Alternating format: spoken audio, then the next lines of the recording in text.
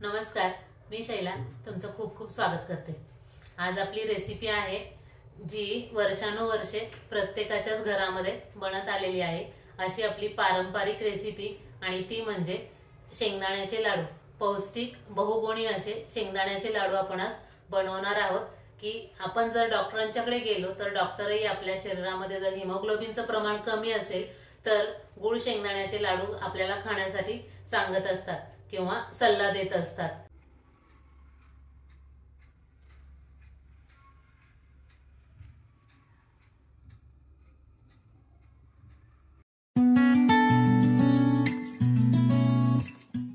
शेंगदाणा लाडू बनवण्यासाठी मी इथे अर्धा किलो शेंगदाणे घेतलेले आहेत। समप्रमाणात गुळ म्हणजेच अर्धा किलो गुळ घेतलेला आहे। गुळ तुम्ही कमी जास्त करू शकता आणि 1 ते 1.5 चमचा विलायची पावडर घेतलेली आहे। आपण शेंगदाणे भाजून घेणार आहोत। त्यासाठी प्रथम कढई आपण हाय फ्लेम वरती गरम करून घेऊया। कढई गरम झाली की गॅसची फ्लेम लो करायची। शेंगदाणे टाकून भाजून घेऊया।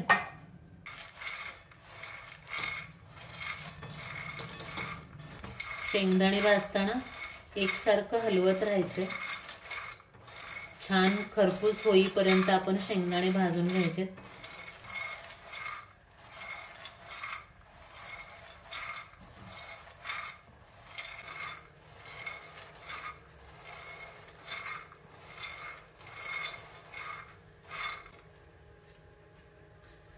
हे पहा, लो फ्लेम वरती मला 20 मिनिटं शेंगदाणे भाजण्यासाठी लागलेले आहेत।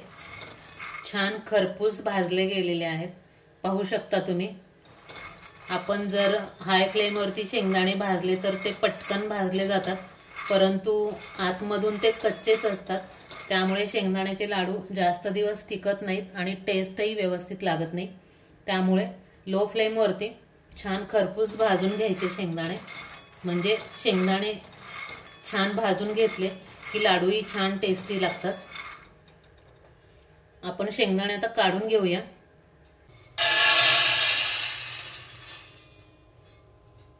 हे पहा, शेंगदाणे काढून घेतल्यानंतर पूर्णपणे थंड करून घ्यायचे।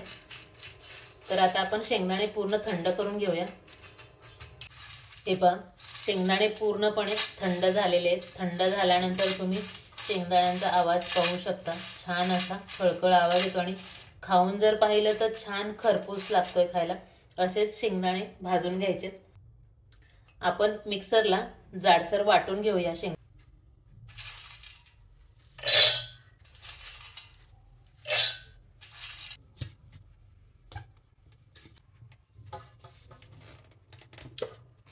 तर हे पहा, अशा पद्धतीने अगदी जाडसर कूट करून घ्यायचा शेंगदाण्याचा।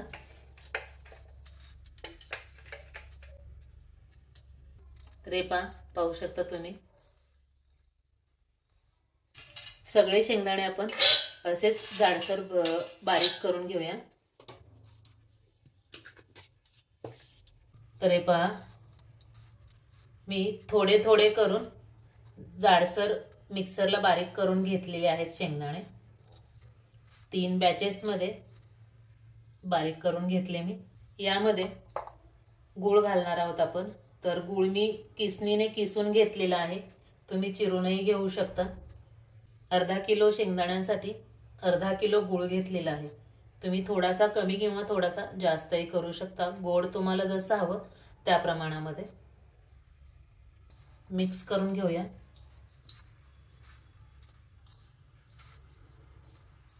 व्यवस्थित छान मिक्स करून घ्यायचं। मिक्स करून घेतलेला आहे। मिक्स करून घेतल्यानंतर पुन्हा एकदा आपण मिक्सरच्या भांड्यामध्ये घेऊन मिक्सरला बटन चालू बंद करून 2 ते 3 वेळा चालू बंद करून आपण पुन्हा एकदा मिक्सरला फिरवून घेऊया।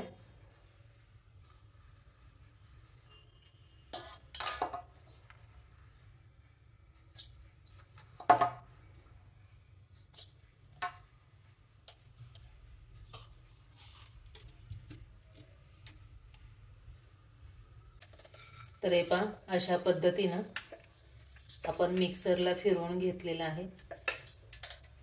मी बाकीचं मिश्रणही मिक्सरला फिरवून घेते। हे पहा, मी अशा पद्धतीने जाडसर वाटून घेतलेलं आहे। गूळ आणि शेंगदाणे दोन्हीही मिक्सरला एकत्र फिरवून घेतल्यामुळे ते छान एकजीव झालेले आहेत। 1.5 चमचा विलायची पावडर, तेही आपण मिक्स करून घेऊया। यामध्ये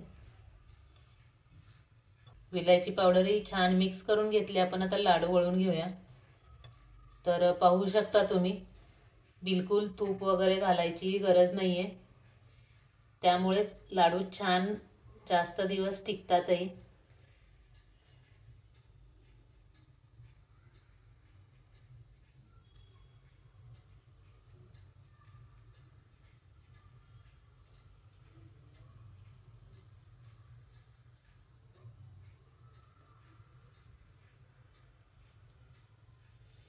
शेंगदाणे आणि गुळाचं प्रमाण जर समान घेतलं तर वरून तूप वगैरे घालायची काहीच गरज पडत नाही। परंतु तुम्ही जर गूळ कमी घातलात तर लाडू वळताना थोडासा त्रास होतो, त्यामुळे तूप घालावं लागतं, म्हणजेच लाडू वळले जात नाहीत।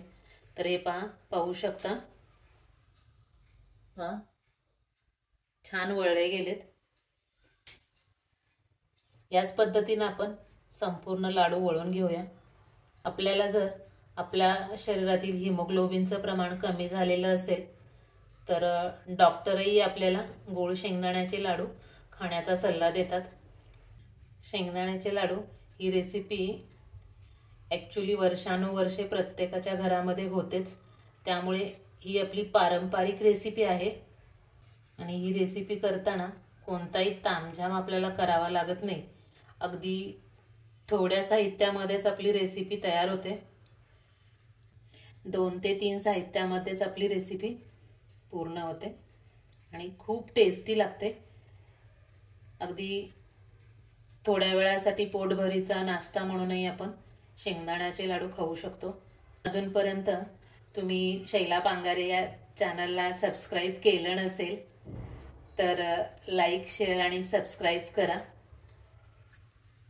त्याचबरोबर शेजारील जे बेल आयकॉनचं बटन आहे ते क्लिक करायला विसरू नका, जेणेकरून माझ्या अशाच जे पारंपरिक रेसिपीज आहेत, ज्या करायलाही सोप्या आहेत आणि झटपट होतात, अशाच रेसिपीज मी केल्या की त्याचे नोटिफिकेशन्स तुम्हाला सर्वात प्रथम येतील।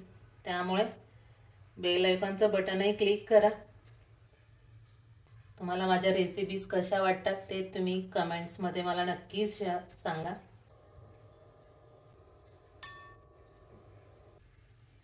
तर हे पहा, अशा पद्धतीने आपले शेंगदाण्याचे लाडू तयार झालेले आहेत।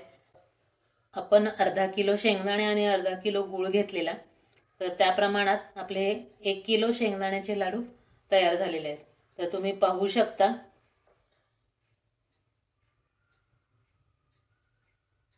हे पहा, अगदी छान असे शेंगदाण्याचे लाडू आपले तयार झालेले आहेत। टेस्टही खूपच छान झालेली असणारच आहे।